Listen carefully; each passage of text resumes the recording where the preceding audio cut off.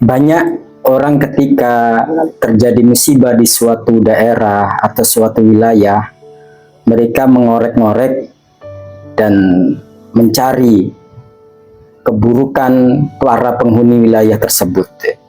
Sehingga mereka melakukan justifikasi, pantas kena musibah karena banyak kemaksiatan yang ada di situ.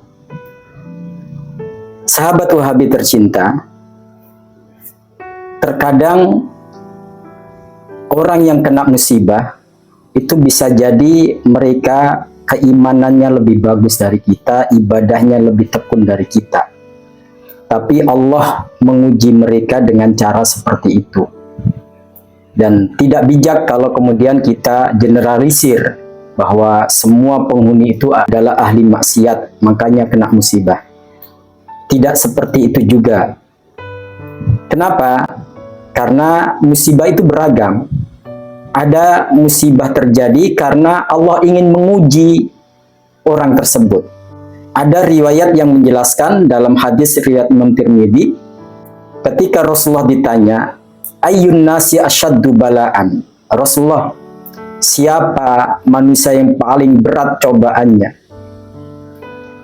Rasulullah menjawab, al-anbiya.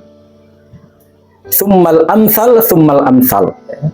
Lalu orang-orang yang soleh setelah levelnya di bawah Nabi, atau yang setara dengan orang-orang soleh lainnya. Fayubtalar rajulu ala hasabi dinihi. Seseorang itu diuji oleh Allah sesuai dengan kekuatan agamanya. Fa in kana dinuhu solban istadda bala'hu. Kalau agamanya kuat, maka ujiannya pun akan lebih berat. Wa in kana fi dinihi riqqah ubtuliya ala hasabi dinihi.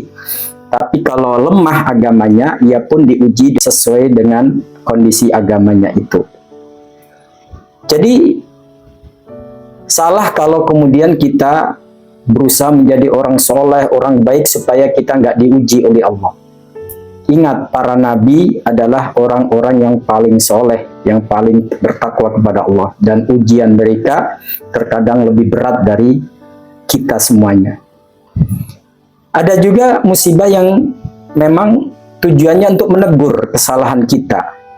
Dan ini bentuk cinta Allah kepada kita, supaya kita tidak larut terus-menerus melakukan kemaksiatan dan kesalahan. Dan itu terungkap dalam surat Ar-Rum ayat 41. Dhaharul fasadu fil barri wal bahri bima kasabat aydin nas. Telah nampak kerusakan di daratan dan di lautan akibat ulah manusia. Lidhiqahum ba'dalladzi amilu. Allah ingin memberikan mereka teguran atas apa yang mereka lakukan. Kesalahan-kesalahan mereka dalam memperlakukan alam ini itu bisa jadi akan menimbulkan musibah. Kenapa? Bukan berarti alam yang marah, tapi yang mempunyai alam ini yang marah, yaitu Allah Subhanahu wa taala.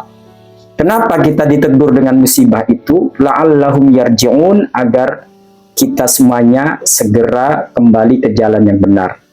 Nah, ada juga yang musibah kategorinya azab memang. Dan itu dirasakan oleh umat-umat sebelum umat Rasul.